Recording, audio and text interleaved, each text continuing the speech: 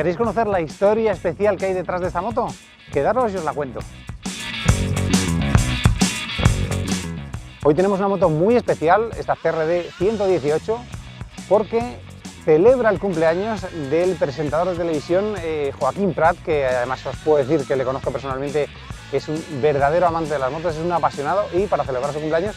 pues habló con CRD y les pidió esta moto inspirada,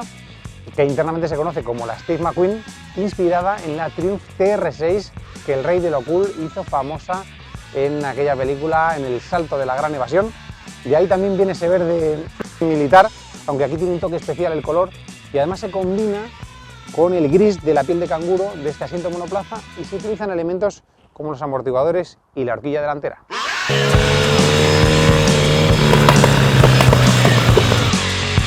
La base de esta CRD 118 es la de la BMW R100 RT, y como siempre en la marca se ha trabajado para ponerla a punto, sobre todo el motor, que se hace totalmente de cero para que vuelva a estar lo más parecido a cuando era nuevo.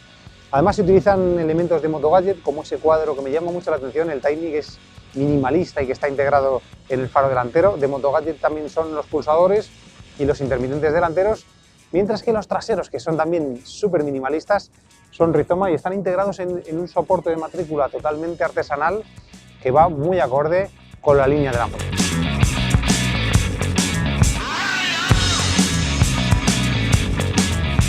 De hecho, el gran resultado de este trabajo ha quedado claro cuando Joaquín Prat la ha visto y ha dicho: he soñado muchas veces con esta moto, pero el resultado ha superado mis expectativas.